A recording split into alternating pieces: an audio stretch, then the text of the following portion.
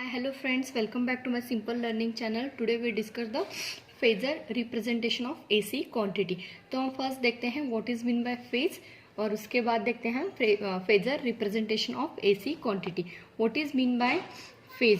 Phase means क्या होता है? It is a particular value of AC quantity. हमें ये जो है अपनी AC क्वांटिटी यहाँ पे अपने हमको एक पर्टिकुलर वैल्यू मिलती है for the fractional part of the time period. अब यहाँ पे हम देखेंगे यहाँ पे सम अमाउंट ऑफ 3 होगी, 5 होगी और यहाँ पे V मैक्सिमम होगी. तो ये क्या है? It is a particular value of किसकी वैल्यू है?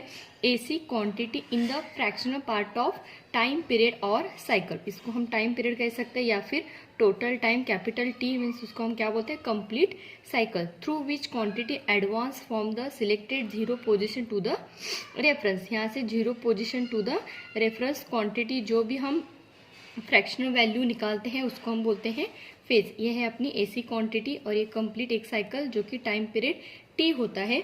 यहाँ पे हमने ग्राफ निकाला है साइनोसॉइडल वेवफॉर्म. उसका y एक्सिस और x एक्सिस इधर वोल्टेज है और इधर angular frequency that is omega T. Next point देखते हैं what is mean by phase difference. Phase difference क्या होता है? When two alternating quantity means voltage और करंट. यहाँ पे मैंने दिखाया ग्राफ में when two alternating quantity of same frequency. यहाँ पे फ्रीक्वेंसी सेम होगी, having same frequency have a different zero position. इसको हम क्या बोलते हैं? Phase difference. दो क्वांटिटी है, एक है वोल्टेज और दूसरा है करंट. इसकी फ्रीक्वेंसी सेम है बट जो उसकी इनिशियल पोजीशन है जीरो पोजीशन वो क्या है? Different. They are said to be have some phase difference. Voltage है जो कि यहाँ पे स्टार्ट होता है और जो I जो है उसकी इनिशियल वैल्यू यहाँ पे स्टार्ट होता है.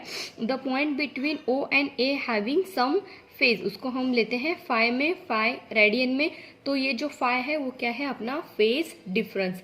यहाँ पे एक पॉइंट हमें कंसिडर करना है. इसमें फेज सेम फ्रीक्वेंसी होती है और दोनों का इनिशियल पॉइंट क्या होता है? डिफरेंट होता है. और जो दोनों के इनिशियल पॉइंट में जो गैप होता है, जो डिफरेंस होता है उसको हम बोलते हैं फेज डिफरेंस.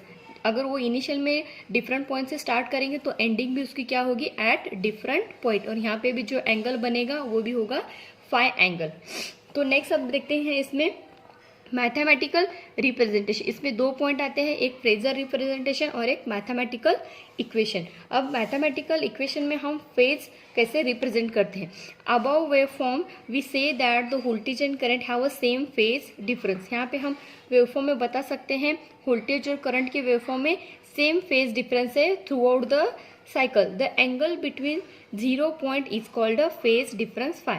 ये दो जो वोल्टेज और करंट के वेवफॉर्म में जो एंगल है, कितना एंगल है? वो फाई एंगल है. उसको हम बोलते हैं फेज डिफरेंस. नेक्स्ट है इट मेजर बाय डिग्री और रेडियन. जो फेज डिफरेंस है, जो एंगल है वो हम डिग्री और रेडियन में मेजर करते हैं. और इसमें एक और इम्पोर्टेंट पॉइंट आता है लीडिंग और लैगिंग, जो कि हमें समझ में आने में बहुत कंफ्यूजन लगता है. What is mean bye leading factor and what is mean bye lagging factor. इसमें से दोनों में से एक क्वांटिटी हमें पक्का याद रखना है. लीडिंग मीन्स क्या होता है? The quantity which passes through its zero point earlier is said to be leading. एक ऐसी क्वांटिटी है, सपोज यहाँ पे जो वेक्टर क्वांटिटी है, जो quantity first time zero point को क्रॉस करती है वो क्या होगी? लीडिंग फैक्टर या फिर लीडिंग फेज में होगी. वो आगे होगी, किसके आगे होगी? इस करंट के आगे. The quantity which passes through its zero point earlier. जो जीरो पॉइंट को अर्लियर या सबसे पहले क्रॉस करती है वो क्या होगी? अपनी लीडिंग में होगी. और इसके अपोजिट क्या होगा? Other quantity is lagging. Lagging means क्या होता है? उसके पीछे. लीडिंग मीन्स क्या होता है? सबसे आगे. समझ में आ रहा है लैगिंग और लीडिंग. और इसमें नेक्स्ट पॉइंट आता है अब इक्वेशन. मैथमेटिकल हम जो फेजर क्वांटिटी है कैसे रिप्रेजेंट करते हैं? V is equal to V M sine omega T, I is equal to I M sine omega T. V M क्या होगा? यहाँ पे पीक वैल्यू और मैक्सिमम वैल्यू. साइन क्या है? अपनी साइनोसॉइडल वेवफॉर्म है. ओमेगा टी क्या है? अपना angular frequency. Similarly current equation I is equal to I M sine omega T with angle some angle phi. I M क्या है? Peak value, sinusoidal waveform. Omega T क्या है? Angular frequency having some angle. Next lecture में हम phasor representation देखेंगे. तो next point आता है फेजर रिप्रेजेंटेशन, हमने देखा फेज और what is mean by phase difference. Next point आता है फेजर रिप्रेजेंटेशन। इसमें क्या होता है, पॉइंट है एन अल्टरनेटिव वोल्टेज और current can be represent in the form of wave और इक्वेशन। जो भी अल्टरनेटिंग वैल्यू की जो इक्वेशन है हम उसको in the form of equation और वेव में रिप्रेजेंट करते हैं। For convenient method it is to be represent in sinusoidal alternating voltage or current, a line of definition length rotating in anti-clockwise direction at constant angular velocity is called as phasor। phasor representation में क्या होता है, उसकी definite length होती है और वो anti clockwise direction में विथ एंगुलर वेलोसिटी हमें रिप्रेजेंट करना है, उसको हम बोलते हैं फेजर रिप्रेजेंटेशन। तो हम नीचे एग्जांपल लेंगे। Consider a sinusoidal signal can be mathematically expressed as, एक हमने वोल्टेज साइनोसाइडल वोल्टेज की इक्वेशन ली है, V is equal to V M sine omega T plus some angle five, where V M क्या है, पीक और maximum value और maximum amplitude, V T क्या है, एंगुलर फ्रीक्वेंसी और एंगल क्या है, phase shift. So phasor is nothing but a vector which is rotated around its origin at a constant speed। वही बात बताई है with anti-clockwise direction। The length of vector represent in the maximum amplitude of the sinusoidal signal। Length means ये जो vector है, vector की length क्या represent करती है, Vm, maximum value of that signal.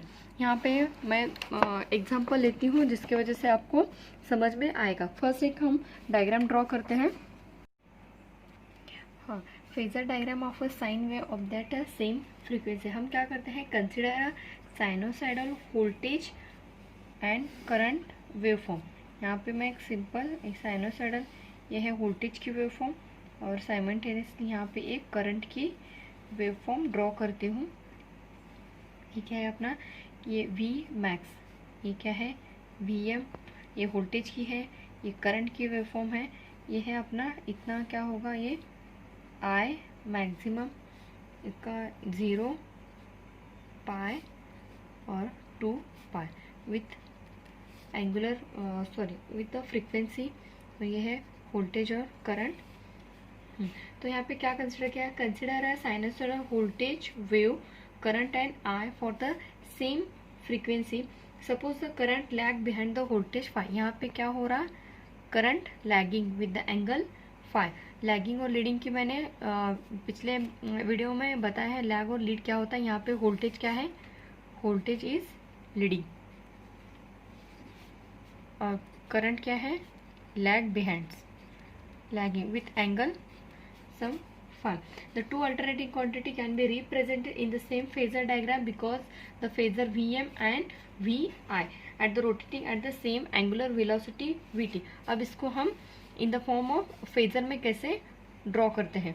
यहाँ पे फेजर में इसकी इक्वेशन आती है, V की इक्वेशन क्या आएगी, Vm sine omega T. Omega T क्योंकि वोल्टेज कौन सा भी एंगल नहीं बना रहा है, I की वैल्यू क्या आएगी, M sine omega T with some angle phi.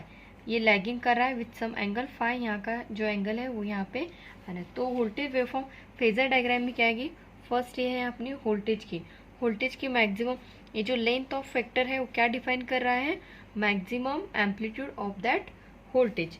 ये हो गया अपना वोल्टेज की वेवफॉर्म। यहाँ पे एंगल, यहाँ पे डायग्राम में वोल्टेज कौन सा भी एंगल नहीं बना रहा है, इसको हम इसलिए ये 0 एंगल, ये वेक्टर हो गया। और नेक्स्ट क्या है अपना साइन का जो वेवफॉर्म है विथ एंगल -5 इसलिए क्या है नीचे आ रहा है, उसकी वैल्यू क्या है, I की वैल्यू क्या है यहाँ पे विथ सम एंगल फाई, ये है I मैक्स। समझ में, नेगेटिव में क्यों जा रहा है, यहाँ से अगर कंसिडर करें तो ये 0 डिग्री से स्टार्ट होता है, टोटल इसका 360 है, नेगेटिव इसके ऊपर पॉजिटिव वैल्यू, इधर नेगेटिव वैल्यू, इसलिए हमने इसको नीचे लिया। ये है जनरल एग्जाम्पल। अगर मैं आपको एग्जाम्पल लेती हूँ नेक्स्ट में आपको समझ में आएगा। नेक्स्ट एग्जाम्पल कंसिडर करें। नेक्स्ट एग्जाम्पल लेते हैं, V1 is equal to 5 sine omega T plus angle 30। Suppose दूसरा एक वेवफॉर्म उसके एंगल है V2 10 sign omega T plus 80। तो इसको हम फेजर में कैसे रिप्रेजेंट करेंगे, Vm मीन्स क्या है, Vm की वैल्यू कितनी है 5। जनरल क्या देखा था हमने, V is equal to Vm sine omega T. Vm की वैल्यू 5 विथ सम एंगल है थीटा। तो रिप्रेजेंटेशन में कैसा आएगा, वेक्टर। सपोज अब यहाँ पे क्या है, वी एम मीन्स क्या है, ये वैल्यू है वी एम। मैंने लास्ट में वेक्टर लेंथ क्या रिप्रेजेंट करा, ये है वेक्टर।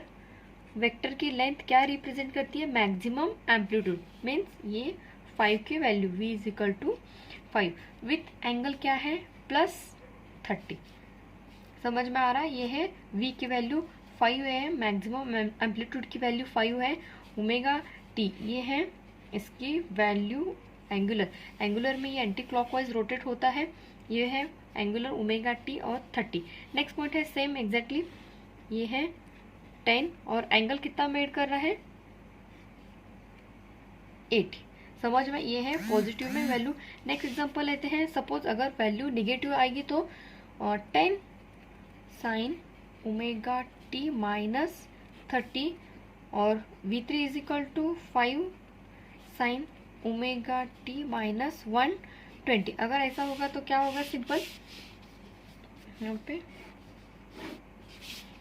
ये एग्जैक्ट निगेटिव में जाएगा। यहाँ पे 30 इधर आएगा निगेटिव 30। Vm की वैल्यू कितनी है, Vm इज इक्वल टू 10। 120 किधर आएगा निगेटिव में, यहाँ से हमें क्लॉक करना है, यहाँ पे 90 के बाद 120, एंगल इसका 120 और Vm की वैल्यू है 5।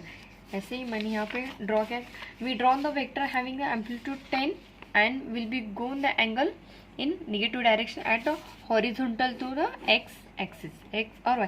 निगेटिव आएगा तो हमें इधर से काउंट करना है, अगर पॉजिटिव होगा तो इधर से पॉइंट कंसिडर करना है। तो ये था related two phase and phasor representation of the AC alternating quantity. Thank you.